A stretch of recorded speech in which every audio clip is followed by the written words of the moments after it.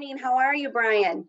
Good. How are you, Paula? I'm great. Hey, I'm Paula Johnson from the Linda Ray team, and we are learning to do things a little differently and with what's going on in the world. So I happen to use several, and we have a lot of wonderful inspectors. But today we chose to talk to Brian Walker here. And hey, Brian, why don't you tell us a little bit about your company? So we're in Vision Property Inspections. We do home inspections, commercial, um, sewer scopes, radon testing, mold testing. We're a family-owned company.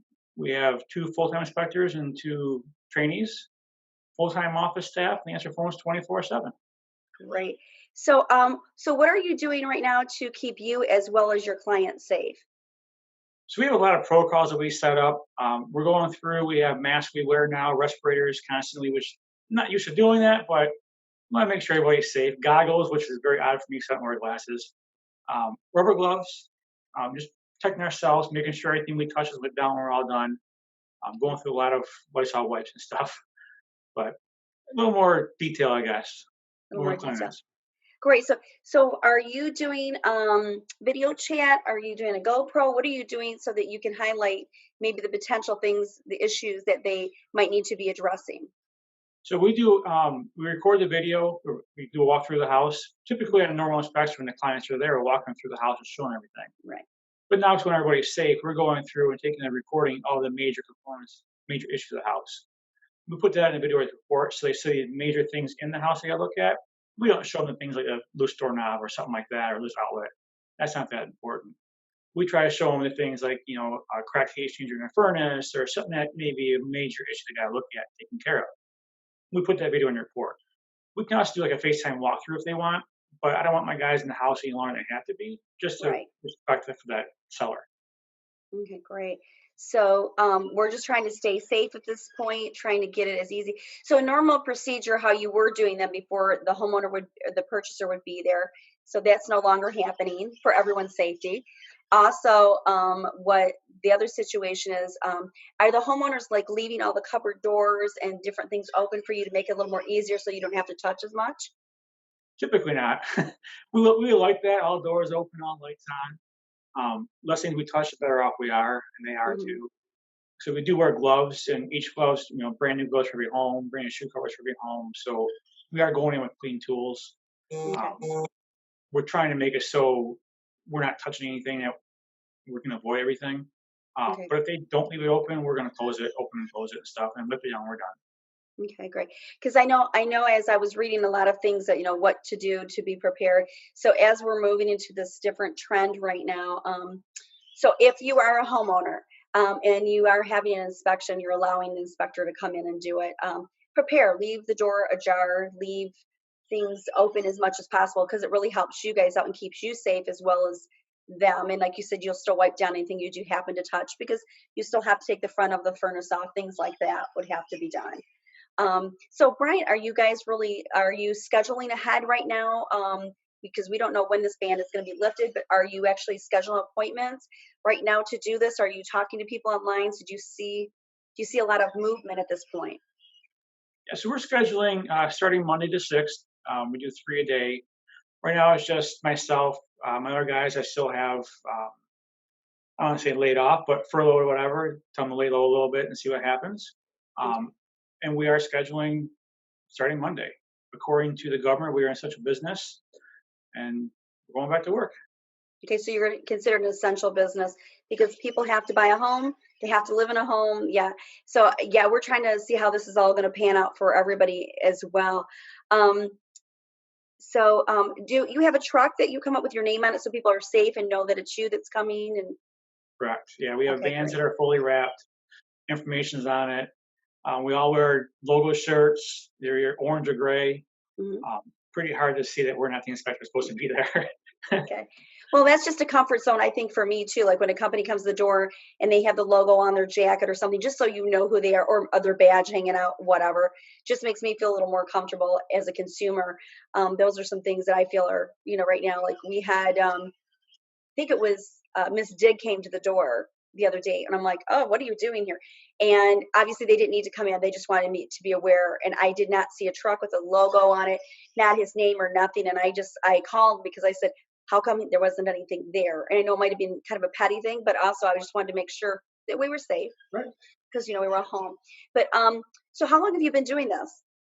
Since 2011 is when we started our company up. Okay, Um, so I was a single operator for 3 years, and I hired my first inspector, and then we just keep growing every year. okay, Been in great, great. construction my whole life. Okay, so you have building experience too, which just really makes it Yes, very powerful. I'm a licensed builder in Michigan as well.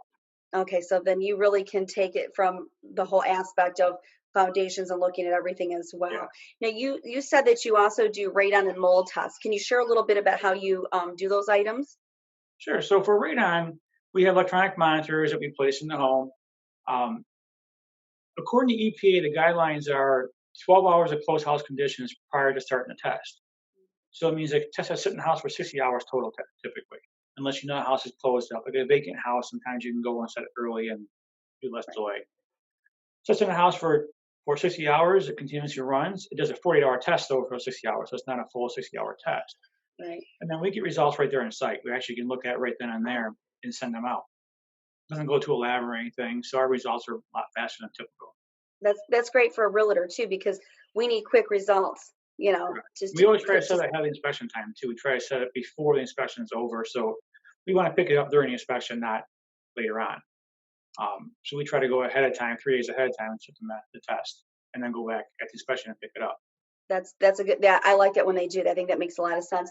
Okay, so what about the mold testing? If like say for example, allergies and so forth. I know I've got allergies, and if I would ever buy a house, I probably would have air quality test done in every room. Is that something that you do, or is the mold test something different? No, it's the same thing. So there's different kind of tests you can do. There's an air quality test where you test for contaminants as well, like VOCs, formaldehyde, that kind of stuff. Mhm. Um, or we do a air quality test for mold for allergens. So with the mold test or the air quality test, you want to test exterior for control, and then two on the interior to figure out what's going on with it. The problem with the air quality test is once you find higher concentrations of contaminants in the house, you got to find them, which is a pain in the butt sometimes. So Yeah, that's the tricky part.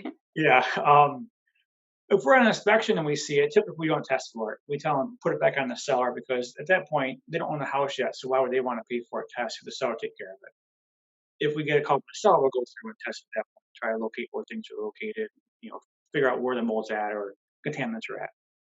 Okay. Um, So then you have so for example, if there is any repairs, do you have a list of people that if it was my seller, do you have a list of people that you could give as a reference to do repairs, or is that something you don't even do? no, we can get reference, absolutely. We have a good Okay. list of people, guys that I've dealt with in the past that I've had working on my own house, or I've met them in inspection and like the way they worked on the house. Hmm. That's where I got a couple guys actually. I was very impressed with them.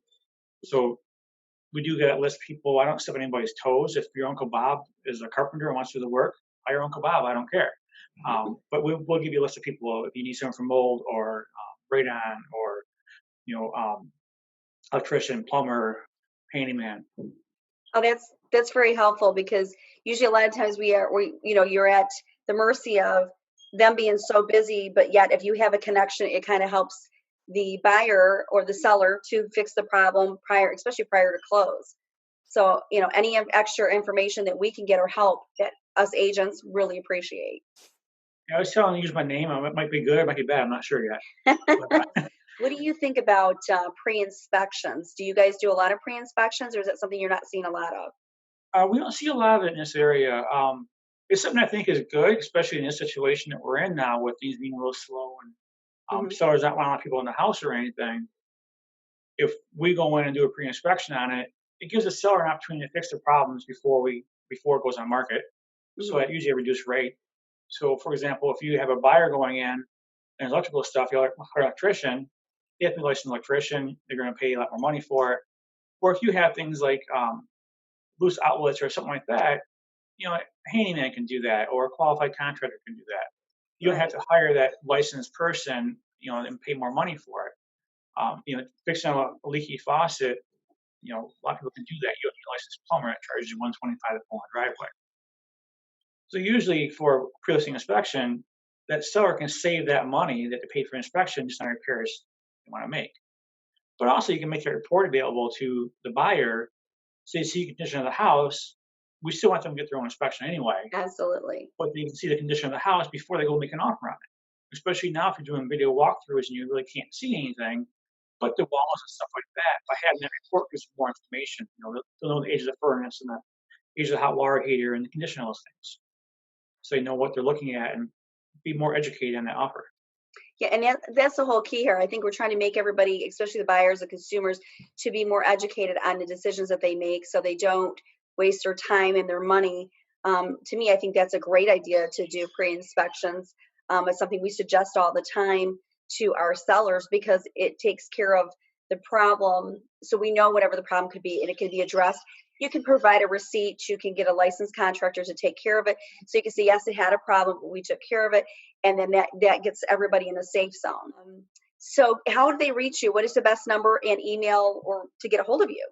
Oh, so our main office number is 586-453-8755. Hmm. We answer phones 24/7. You can text that number as well, and Okay. we can schedule off a text. Our website is en-vision property inspections or property inspections. You can schedule there. Oh, great. If you're a realtor, if you want, we can actually send you an app where you can just book online from your phone. Um, we try to make it easy on everybody. Right. Well, thank you so much for taking time out of your busy day. Thank you. I know that you're getting really busy and getting ramped up, and everybody's working on new ideas and just trying to stay on task right now. So I will talk to you soon. I thank you and appreciate you for your time. And again, just give me your phone number one more time so if they want to reach out to you. 586-453-8755. Great. Thank you. Thank you. Be safe. Thanks.